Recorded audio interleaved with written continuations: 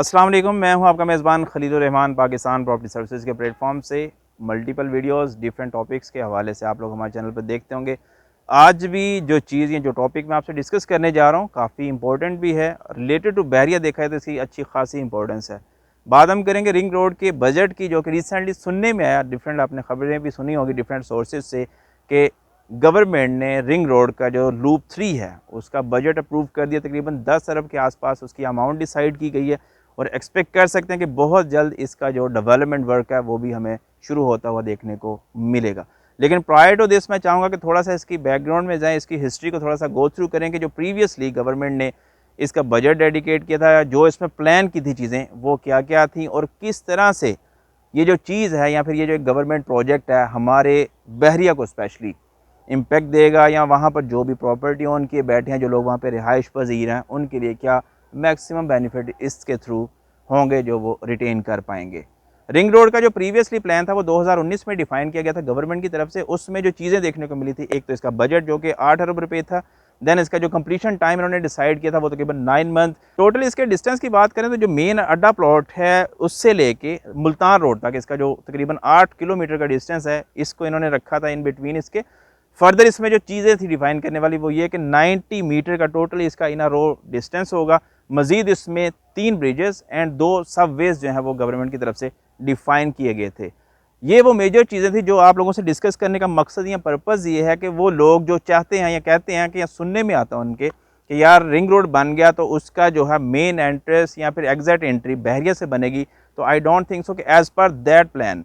वो चीज़ें पॉसिबल हमें यहाँ पर देखने को मिल रही हैं, क्योंकि गवर्नमेंट हमेशा से मेन सेंटर पॉइंट के ऊपर जाकर इस तरह की एंट्री एग्जिट पॉइंट्स को देती है। उसमें इस वक्त अगर हम बात करें एज़ पर माई एक्सपेक्टेशन या फिर मेरी स्कूल ऑफ थॉट जो है वो मैं आपके सामने रखूँगा कि एक्सपेक्ट किया जा रहा है कि एक तो आपका जो एंट्री एग्जिट पॉइंट है वो मेन मुल्तान रोड के ऊपर आएगा। देन उसके बाद जो सेकेंड आपका मेन एंट्री एग्जिट पॉइंट है, पॉसिबल है ये कि मे बी अड्डा प्लॉट के आसपास किसी रीजन के अंदर गोल्फ व्यू रेजिडेंशियल फेज़ 2 के पास या फिर 1 के इन बिटवीन किसी एरिया में आपको देखने को मिलेगा गवर्नमेंट की तरफ से। सबवेज में जो इन्होंने 2 मेजर सबवेज रखे हैं उसमें अगर देखा जाए तो उसमें एक तो स्ट्रक्चर रोड कहीं जो भी आ रहे होंगे इन बिटवीन कहीं पे उसको ये लेके चलेंगे। देन उसके बाद ब्रिजेस की बात करें तो मेन 2 इसके मेजर जो एरियाज है उसमें एक तो आपका केनाल रोड आ जाता है, वहाँ पे एक ब्रिज की पॉसिबिलिटी है। सेकंड जो ब्रिज आपका वो पॉसिबल है कि इन बिटवीन बहरिया के किसी यानी कि जना एवेन्यू के ऊपर भी बन सकता है या फिर इन बिटवीन किसी और मेन बुलेवार्ड पे जहाँ से रीजन इसका मेन स्ट्रक्चर रोड को हिट कर रहा होगा, वहाँ से उसकी पॉसिबिलिटी है। लास्ट पे जो ब्रिज की पॉसिबिलिटी है वो आपकी बन सकती है golf view residential phase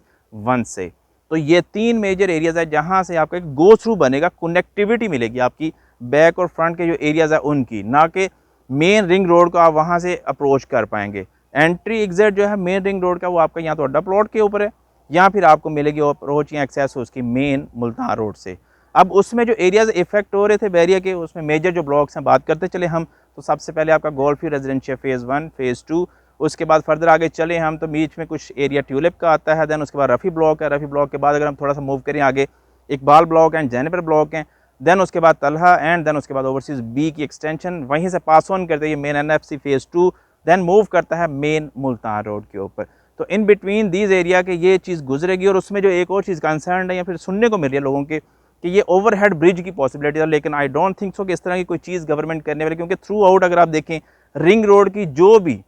construction work है, डेवलपमेंट है, वो प्रॉपर बेड के ऊपर है। तो साइडों पे प्रॉपर इसका जो है कि बंद बनेगा, उसके ऊपर प्रॉपर ये रोड्स जो है कंस्ट्रक्ट करके गवर्नमेंट आगे फर्दर कंटिन्यू करेगी। अब इसमें बेनिफिट की बात करें अगर हम, तो प्रॉपर्टी नो डाउट जब एक आपका मेन कह लें कि एवेन्यू गुजरेगा, मेन एक शाहराह गुजरेगी किसी सोसाइटी के पास से या फिर इन बिटवीन उसके, तो उससे ऑटोमेटिकली आपकी प्रॉपर्टी के अंदर एक बूस्ट अप आता है या फिर उसमें कह लें कि एक एप्रिसिएशन एलिमेंट हमें देखने को मिलता है। जिसमें एग्जांपल के तौर पे अगर बात करूं तो इस्लामाबाद में सबसे बड़ी एप्रिसिएशन में ब्लू वर्ल्ड सिटी के अंदर देखने को मिली, जब वहाँ पे मेन मोटरवे का जो प्लान है वो अप्रूव हुआ था। उसके बाद काफ़ी ज़्यादा एक एप्रिसिएशन एलिमेंट वहाँ पर हमें देखने को मिला। देन उसके बाद जो सेकंड बड़ी एग्जांपल है लाहौर के अंदर, वो आपके शाकाम चौक की है। जैसे ही शाकाम चौक का जो ओवरहेड ब्रिज है वो अप्रूव हुआ, उसके बाद से मेन बहरिया टाउन उसके आसपास की जितनी भी सोसाइटीज़ थी उनमें मिनिमम टू मैक्सिमम एप्रिसिएशन की बात करूं तो तकरीबन 5 लाख से लेके 2 मिलियन 2.5 मिलियन के आसपास, यानी कि 25 से 30 लाख के आसपास प्राइसेस के अंदर एप्रिसिएशन हमें देखने को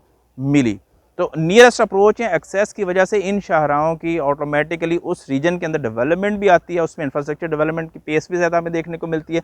सेकेंड जो चीज़ है इसी रिंग रोड को थोड़ा सा अगर हम स्टडी करें, जैसे मूव करते हैं विद इन द सिटी, तो इसके राउंड अबाउट में स्पेशली लेक सिटी के पास देख ले तो वहाँ पर हमें हाई राइज बिल्डिंग्स देखने को मिली है, कमर्शियल एक्टिविटीज़ ज़्यादा पेश अप होती है क्योंकि लोगों का गो थ्रू वहाँ से मैक्सिमम है। तो अंडरस्टूड बात है, बिज़नेस जनरेट होने के, वहाँ पे बिज़नेस एक्टिविटीज़ के तेज़ होने के चांसेस भी मैक्सिमम एग्जिस्ट करते हैं। तो इस वजह से भी मे भी आने वाले वक्त में आपके जो बहरिया टाउन के अंदर जो उसके नियरेस्ट वेसिनिटी में बनेगा रीजन, वहाँ पे अगर कमर्शियल्स के कोई रीजन एग्जिस्ट किए तो वो एक बेहतर और अच्छा प्रॉफिट वहाँ से रिटेन कर सकते हैं थ्रू बिजनेस एक्टिविटीज़।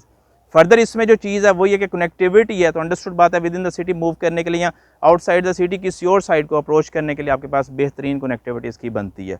प्लस इसमें जो चीज़ है वो ये कि नो डाउट एक बंद बनने से इसमें बेनिफिट तो मैंने काफ़ी आपके साथ शेयर किया, लेकिन उसमें एक जो चीज़ है ड्रॉबैक मुझे देखने को मिल रहा है, वो मे भी आप लोग भी इस चीज़ को कंसीडर करेंगे कि एक पार्टीशन वाला जो माहौल है वो आपको देखने को मिलेगा बहरिया टाउन के अंदर भी।